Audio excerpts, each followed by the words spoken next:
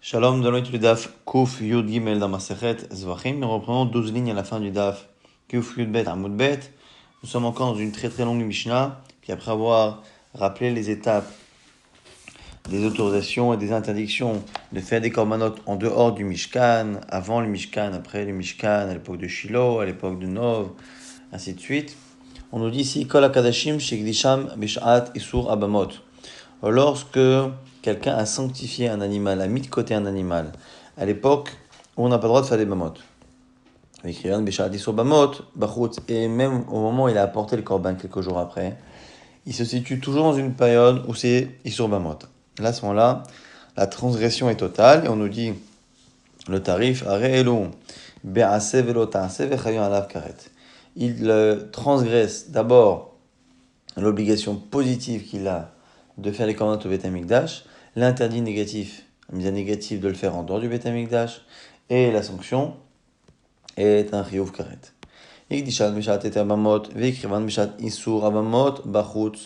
Dans le cas où il a mis de côté l'animal à une époque où c'était autorisé de faire bamot, on va dire par exemple avant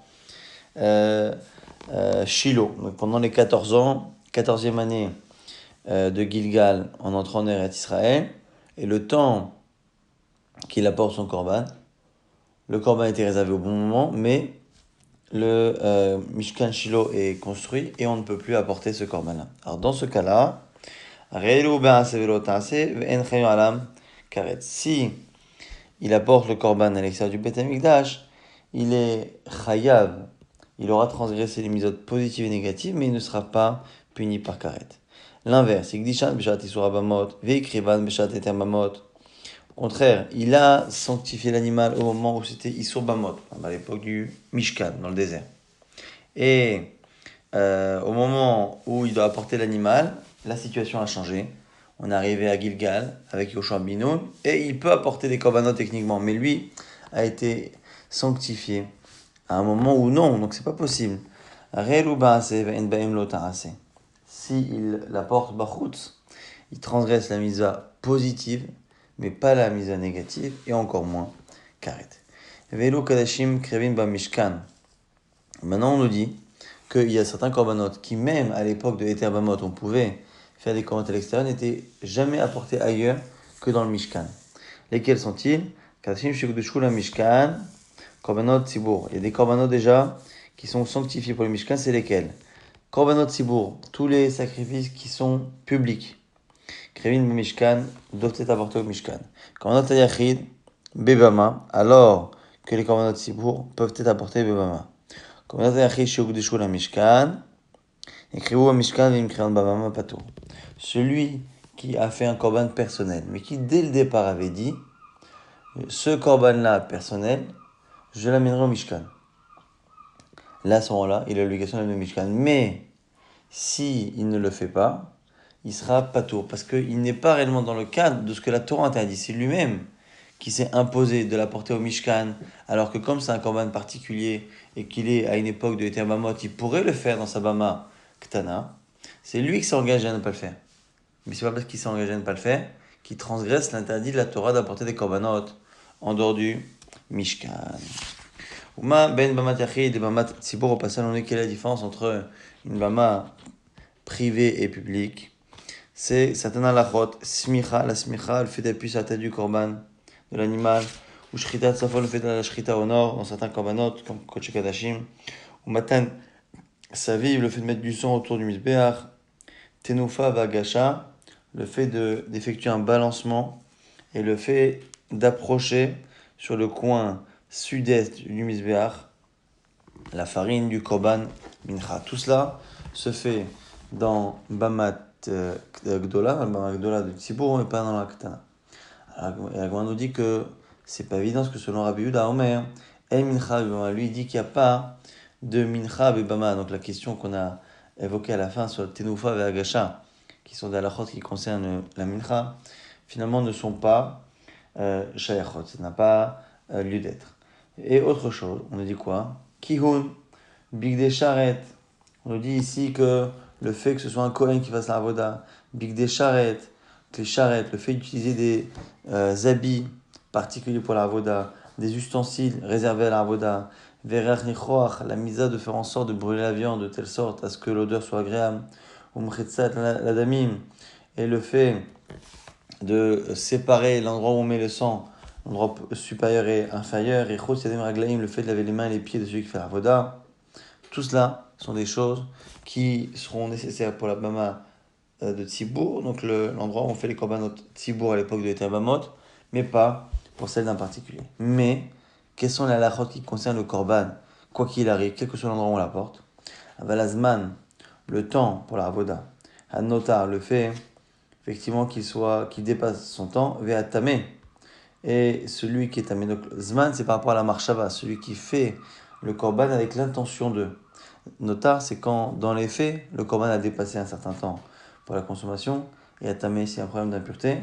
Shavin, basé ou basé. Là, ici, ces trois sujets sont des sujets sur lesquels les halachot seront les mêmes entre Bamak Tana et Bamak Dola. La Gemara reprend le début de la Mishnah que nous avions étudié dans le Daf précédent qui disait que la paradouma, même si on a fait la avoda, on l'a brûlé en dehors de Gita, de son trou, de l'endroit où on le faisait, il n'y aura pas de issour de avodat chutz. La Gemara dit Maï chutz mi Gita, c'est quoi à l'extérieur de ce Gita, c'est quoi?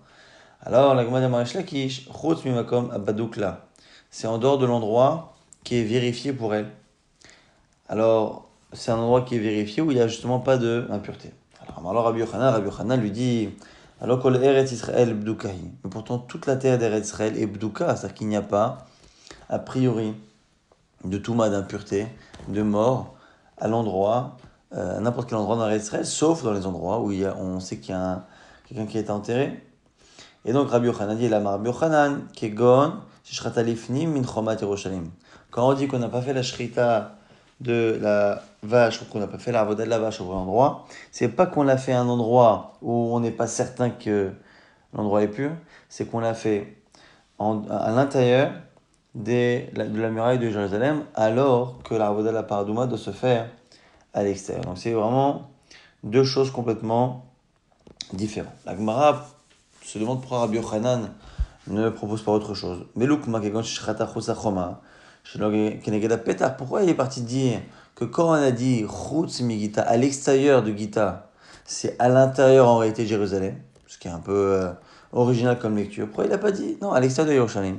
Simplement, au lieu de le faire en face de la porte du Echal, eh bien il a fait dans un autre sens. Ravadabar Ava disait Shchata shelo keneged petach psula. Shenema veshachat veiza. C'est marqué. Si il n'a pas fait la shrita en face de là où il y a le lechal, la avoda est psula. Ce que c'est marqué veshachat veiza. Après avoir parlé de la shrita, on dit qu'il va projeter le sang. Comme si il devait avoir un point commun entre les deux. Et le point commun, c'est la direction dans laquelle se trouve la personne qui fait la shrita. Aza'ata keneged petach, av shritata keneged petach. De la même manière que la za'a se fait face à la porte du Echal, pareil pour la shrita de la paradouma. Donc maintenant, la question, encore une fois, c'est une marloquette. Selon Resh Lakish, puisque on a une crainte en Eretz Israël que des endroits soient impurs, Chutz mi Gita, c'est en dehors des endroits qu'on a vérifiés. Selon Rabbi Yochanan, tout Eretz Israël est pur, présumé pur. On verra la marloquette plus tard, jusqu'à la fin, dans la deuxième partie du DAF. Mais pour le Rabbi Yochanan, où tout l'état d'Eretz Israël est considéré comme étant pur, le problème est de l'avoir fait à l'intérieur des frontières de Yerushalayim. Et la question de la Gemara, c'est pourquoi ne pas avoir imaginé que c'était plutôt un problème de direction. La Gemara dit, peut-être que Rabbi Yochanan, la Gemara dit, peut-être que Rabbi Yochanan, il ne fait pas ce Hekesh. C'est-à-dire qu'il ne dit pas que de la même manière que la Zaha doit être dans ce sens-là, pareil pour la Shrita, et donc s'il ne fait pas ce Hekesh, on ne peut pas imaginer que le sou vienne de là. Impossible. Pourtant on a dit, Shrata shelo keneged petach, s'il n'a pas fait la Shrita en face du petach, Rabbi Yochanan amar psula, veshachat veizar, Resh Lakish amar kshera, em yechus lamachane veshachat. Rabbi Yochanan fait la même dracha qu'on vient de citer à l'instant au nom de Ravadabar Ahava. Veshachat veizar nous apprend que là où je fais la za'a, se fait la Shrita. Et Resh Lakish lui n'est pas d'accord. Et il dit que c'est kasher, parce que c'est marqué em yechus lamachane. Il faut simplement la sortir du camp, veshachat et faire la Shrita. Lui relie la shrita, ce qui a marqué avant. Il faut la sortir. Et une fois que tu la sors, veshachat. Alors que Rabbi Yochanan, Ravada Bar Rava vont dire veshachat ve'iza. C'est relié avec la suite qui dit qu'il faut faire la za'a dans un sens particulier.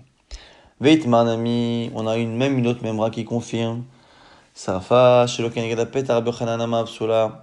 S'il n'a pas fait Keneged Petar en face du Echal, elle est Psula. Rabbi Oshaya Ama, lui, pense qu'elle est Kshara comme Resh Lakish précédemment. Rabbi Yochanan Ama Psula Vezraf Veiza. Rabbi Yochanan nous dit Vesaraf Veiza, que même au niveau de la srefa, on relie la srefa, le fait de la brûler, le fait de jeter le sang. Rabbi Oshaya Kshera Al Pirsha Yisrof Makom Sheporeshet Lemita Shamte Yisrefata. Alors que lui dira que Yisrof, la seule kpeda, la seule condition qu'il y a, c'est de la faire à l'endroit où elle est morte. C'est là-bas qu'on doit la brûler. Et donc, par rapport à la srefa et par rapport à la shrita, Rabbi Yochanan pense qu'il faut la faire keneged petar. Et donc, c'est peut-être ça qu'il aurait dû proposer quand on dit chutz migita. La Gemara dit Amre lo mibanakama. La Gemara dit en réalité, les deux sont possibles. Il a voulu dire deux choses en même temps, Rabbi Yochanan. Lo mibanya chutz echoma dera chokira chaka. Non seulement en dehors de la choma, de la frontière de Jérusalem, mais non pas en face du Echal, mais dans une autre direction. Et la filou lifni mina choma, même s'il est à l'intérieur de la choma Yerushalayim.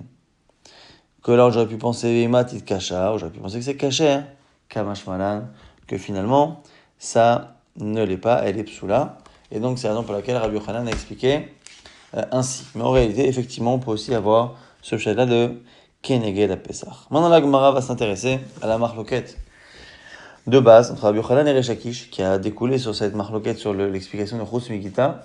Marloquette de base, pourquoi il y en a un qui pense que la terre d'Eretz Israël est présumée pure, et l'autre qui pense que l'on peut craindre qu'il y ait des impuretés, sauf dans les endroits qui sont bdoukim, et que Chutz Migita, ce serait justement un endroit qui serait pas badouk. Amar lo Rabbi Yochanan, balo kol Eretz Israël bdoukahi. La Gemara reprend le passage, Rabbi Yochanan a dit, mais toute la terre d'Eretz Israël est vérifiée. Le mec a mis flagué. Quel est le cœur de leur discussion? Amar Savar, un pense qu'il y a un Maboul, l'Eretz Israël. Un pense que le Maboul est tombé en Eretz Israël. Et donc il y a eu des morts, et donc des cadavres, et donc de l'impureté. Amar Savar, et l'autre pense, le Yaran, Rabbi Yochanan pense que la terre est bdouka, parce qu'il pense que Eretz Israël n'a pas été touché par le Maboul, le déluge. Amar Nachman bar Yitzhak, Ushneem Micha Echad, Darshu, les deux discute par rapport à un verset. Est-ce que justement on le lit de manière exclamative ou est-ce qu'on lit de manière ironique, on va dire. Ben Adam, c'est marqué là-bas, Ben Adam est mort là. Homme est mort là. Je dis à Eretz Israël, At Eretz Lometorai. Tu es une terre qui est pure, qui n'est pas pure, on verra comment on le lit.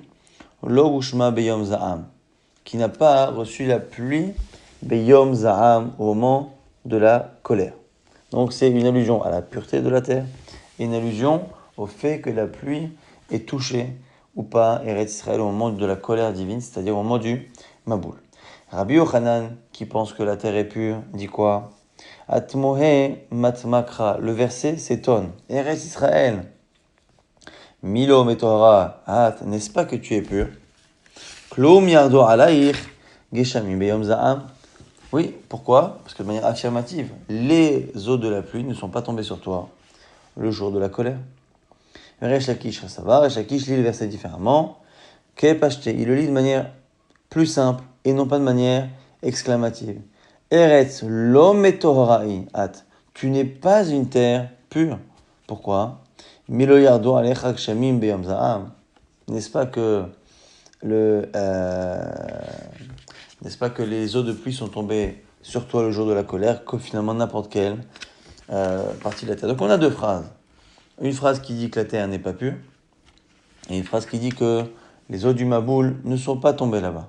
C'est un peu contradictoire, parce que si elle n'est pas pure, ça veut dire qu'il y a eu des impuretés, et donc que l'eau du Maboul est tombée là-bas. Donc du coup, un dira que c'est la première phrase qui est interrogative, et là, on dira que c'est la deuxième. Quoi qu'il arrive, ça fera donc une marloquette sur le Rabbi Yochanan, les eaux ne sont pas tombées, et donc elle est vraiment pure, et l'inverse pour Resh Lakish.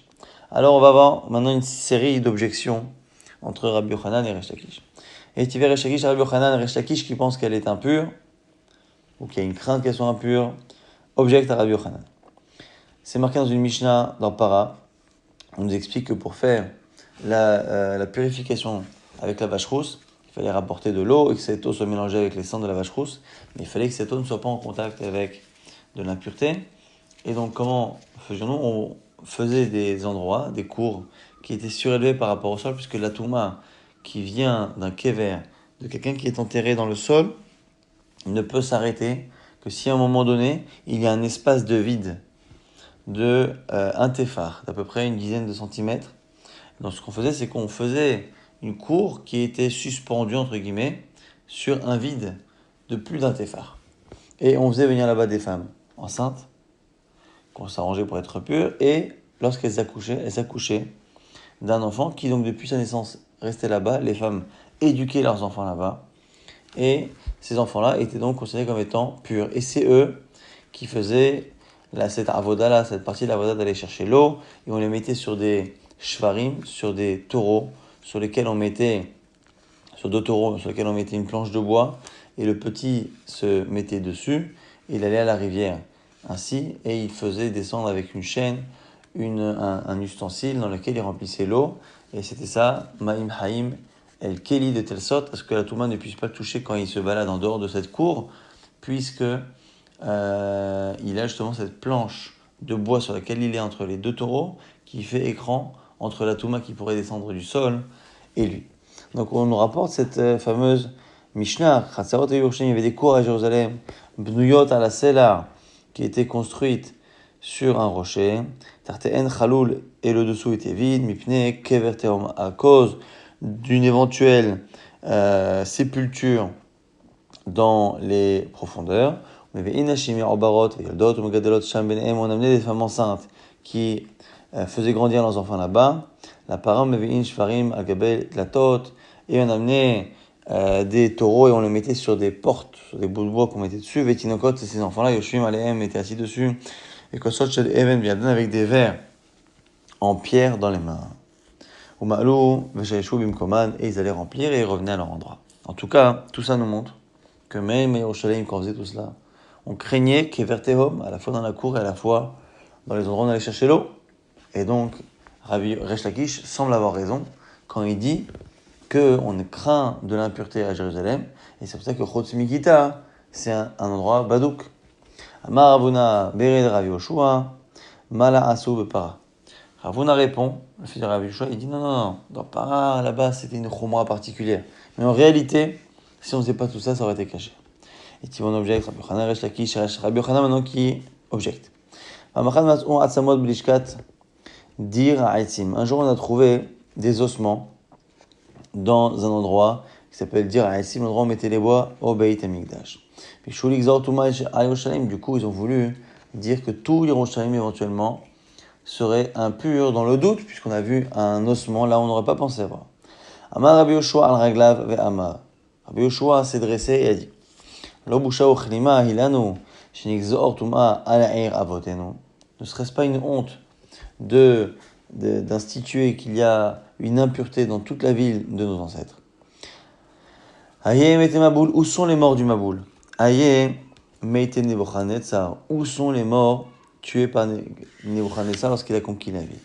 Alors la Gemara nous dit que Rabbi Yochanan objecte, Midika Marachi, lave les mémoires de Léoavou. N'est-ce pas quand il dit où sont les morts du Maboul, ça veut dire qu'il n'y en a pas justement. Et c'est pour ça qu'il ne veut pas qu'on dise qu'il y a une impureté, puisque les eaux du Maboul ne sont pas tombées. La Gemara dit attends, et toi comment tu comprends? Et quand il dit par la suite, et les morts de Nebuchadnezzar, où sont-ils? Selon toi, ça veut dire pareil, c'est-à-dire qu'il n'y en a pas eu? Pas possible. Et là quoi? Et là, havu ufaninu, achanami havu ufaninu. Donc, dit Resh Lakish, comment moi je comprends cet enseignement? C'est que bien sûr qu'il y a eu des morts de Nebuchadnezzar, et donc bien sûr qu'il y a eu des morts du Maboul. Ah, alors pourquoi Rabbi Yoshua s'offusque que l'on parle de Toum à Jérusalem? C'est parce que les uns et les autres, les morts par Nebuchadnezzar et les morts par le Maboul ont été évacués, les cadavres ont été évacués. Et ils ne sont plus là.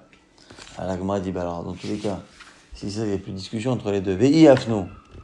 Ha ifnu, bah, c'est ça, si ils ont été enlevés à Ipané, ça y est, ils ne sont plus là. Donc qu'est-ce que ça change finalement? Qu'on pense qu'il n'y ait jamais eu de mort là-bas, du Maboul, ou qu'il y a eu, qu'ils ont été évacués. Au final, c'est pareil. On devrait les deux se mettre d'accord que finalement la terre est bdouka, la terre est présumée pure. Et donc, Chusvigita, ça ne peut pas être lié à cela. On m'a dit non. On peut très bien dire que selon Resh Lakish, les morts ont été évacués de Jérusalem, mais pas de toute Eretz Israël. Autre version. Kademre, Tiveresh Lakish, Rabbi Yochanan, Ayem était Maboul. Il y en a qui disent que la question c'est comme ça. Où sont les morts du Maboul? Ayem était Nebuchadnezzar. Où sont les morts de Nebuchadnezzar? Maïlav, Midane Avu, Hane Nami Avu. Donc il y en a qui disent qu'au lieu que ce soit Rabbi Yochanan qui d'abord objecte et Resh Lakish qui lui rendent l'appareil en objectant, il y en a qui disent que c'est l'inverse. C'est d'abord Resh Lakish qui a dit à Rabbi Yochanan, mais dis-moi, j'ai une objection. Là-bas, on te dit que où sont les morts du Maboul, où sont les morts de Nebuchadnezzar. Or, les deuxièmes étaient là, donc les premiers également. On m'a dit non, Midéria, Akedeita, Akedeita. Et Rabbi Yochanan se serait défendu en disant non, pas du tout. Tu peux très bien dire qu'il a posé deux questions et pas les mêmes. Où sont les morts du Maboul, c'est-à-dire il n'y en a pas eu. Et où sont les morts de Nebuchadnezzar? Il y a eu. Ils ont été là, effectivement. Et ils ont été enlevés éventuellement. Et Tivé, on reprend maintenant une objection encore. Mikol Hashabe Halava Metu, c'est marqué au sujet du Maboul, que tous les êtres vivants sont morts. Mikol Hashabe Halava Metu, tout ce qui est sur la terre ferme est mort. Bish la maladie d'Amina Yarad Maboul Israël, Mishumachi Metu. Et là, les Didach, Amai Metu. Alors, vient Rabbi Seresh Lakish qui dit selon moi, je dis que l'eau du Maboul est descendue en Eretz Israël. Je peux comprendre pourquoi ils sont morts. Mais selon toi, s'il n'y a pas eu d'eau en Eretz Israël, pourquoi sont-ils morts? C'est marqué que tout le monde est mort. Tout ce qui était Baharava, tout ce qui était sur la terre ferme est mort. Pourquoi ils seraient morts, ceux d'Eretz Israël? Alors, réponse, Mishum Havla, à cause de la chaleur qu'il y a eu à ce moment-là. Keder Aprisa, comment dire Aprisa, Damar Aprisa, Ravzanoudi, Berotrim, Kilkelu, ou Berotrim, Nidonu. Eux, ils ont fauté, l'homme a fauté à l'époque avec le chaud, et le liquide chaud, là, ils ont été aussi punis par de l'eau chaude. C'est marqué, parce que l'eau, quand on dit que l'eau s'est arrêtée, on dit que l'eau s'est calmée, d'où on sait que Shoku s'est calmé, au sujet de Achashverosh, qui après avoir tué la reine Vashti, Chamat Amelech Shachacha, sa colère s'est apaisée. Donc c'est pour montrer que les eaux du Maboul étaient des eaux de colère, chaudes de colère entre guillemets, et c'est en allusion à la faute que les hommes ont fait, de fauter par les relations qui sont ici allusionnées par le liquide et par le côté chaud de la pulsion qui précède la faute. Et donc, c'est pour ça qu'ils sont morts, ceux qui étaient en Eretz Israël, sans même qu'il y ait eu le Maboul à cet endroit. Autre version de la Kusha. Il y en a qui disent que Etivé Rabbi Yochanan et Resh Lakish, que c'est Rabbi Yochanan qui a objecté à Resh Lakish. Mais quoi, c'est marqué de tous ceux qui sont sur la terre ferme sont morts. Bish m'a dit selon moi encore ça va. Selon moi qui dit qu'il n'y a pas eu de Maboul en Eretz Israël. Mais on comprend pourquoi on parle de terre ferme. Mais selon toi, il a dit comment dire que les hommes sur la terre ferme sont morts, alors que selon toi, le Maboul a couvert toute la terre? Alors, réponse de Resh Lakish, Harava Shaita Meikara. Quand on parle de terre ferme, c'est ce qui était terre ferme à l'origine, à l'époque où il y avait des océans et la terre. Mais au moment du Maboul, effectivement, tout est mer. Et à Maïkare Lecha, on va prendre, on appelle ça Harava, pour nous dire également pour nous apprendre ce que dit Rapriza. Que Bedor Maboul, lo nixera xera ala dagim shebayam.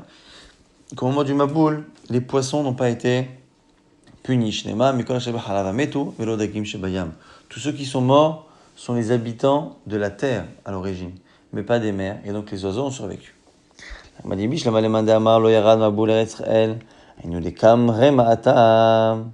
Celui qui dit qu'il n'y a pas eu de Maboul en Eretz Israël, donc c'est Rabbi Yochanan. Je comprends le Midrash qui dit que le Rehem, cet animal, ce gros animal, est resté et a survécu au Maboul parce qu'il est resté en Eretz Israël. Le Madamar, Yarad, Reima et Hakam. Ce qui dit que c'est tombé. Où était le Rehem pendant le Maboul? On m'a dit, Amar Rabianai, Guriot, Ichnisu Bateva. Rabianai nous dit, on a fait rentrer des bébés dans la Teva. Alors, on m'a dit, Amar Rabba Babachana. Pourtant, Rabba Babachana a dit, il est dit, Chazele, Urzila de Reima Batyuma. Un jour, moi, j'ai vu un nourrisson du Rehem qui avait un seul jour. Avec Kehar Tavor. Et il avait la taille du mont Tavor. Tavor comme avait. Combien mesurait Har Tavor? Abaim parsé. 40 parsaot. C'est vrai, Tlata parsé. Rien que la longueur de son cou, c'est 3 parsaot. Marvata de Reisha parsa ou palga. L'endroit où on passe de la nuque au dos, c'est une parsa et demie. Ramakaba Vesacha Yardena. Et si le Rehem faisait ses besoins dans un fleuve comme le Jourdain, eh bien, ça peut arrêter complètement le cours d'eau. Donc, c'est un animal dont les dimensions sont gigantesques. Et donc, tellement gigantesques que même si on imaginait qu'il avait pris un bébé, un nourrisson, mâle et femelle, noir dans la teva, ça ne peut pas rentrer. Alors, la Gemara dit à Rabbi Yochanan, Rosho ichnisu la teva. Ils ont fait rentrer que la tête dans la teva. La Gemara dit à Marma, Marbata derecha par saupalga. Il dit, mais attends, mais même, on a vu que l'endroit de la démarcation entre la tête et le reste du corps, c'est une parsa et demie. Donc, quoi qu'il arrive, même la tête ne peut pas rentrer. Alors, il m'a dit, et là, Rosh Chotmo ichnisu la teva. Il a fait rentrer dans la teva pour respirer que le bout de son nez. On dit, Rabbi Yochanan, le Herad Maboul Eretz Israël. Il m'a dit, mais attends, mais selon Rabbi Yochanan, il n'y a pas eu de Maboul en Eretz Israël. Il m'a dit, oui, c'est vrai. Il y a Resh Lakish Kamar. Tout ce que je dis là, tout ce qu'on dit, la tête, le nez, ainsi de suite, c'est que selon Resh Lakish. Selon Rabbi Yochanan, le Rehem a passé des vacances en Eretz Israël sans être touché par le Maboul. Il m'a dit, Kasagia Teva. La Gemara dit, mais attends, mais pourtant, la Teva a bougé. Elle s'est déplacée, au départ elle était en bas, après elle est montée avec le niveau des eaux, elle s'est arrêtée sur le Ararat. Donc du coup c'est compliqué d'imaginer que simplement le bout du nez, le bout du museau du Rehem ait pu rentrer dedans. Amaresh Lakish, Kanav Kashrou Bateva. On a attaché les cornes du Rehem à la Teva de Noir. Amar Prizdan, Shedor Maboul, Berotrim Kilo, Berotrim Nidonu. Il m'a dit, mais attends, on vient de dire tout à l'heure que selon Rav Frizda, c'est des eaux brûlantes qui ont puni. Donc, que ce soit dans la teva, enfin, dès qu'on est en dehors de la teva, même l'air ambiant, même la température de l'eau aurait dû tuer le Rehem.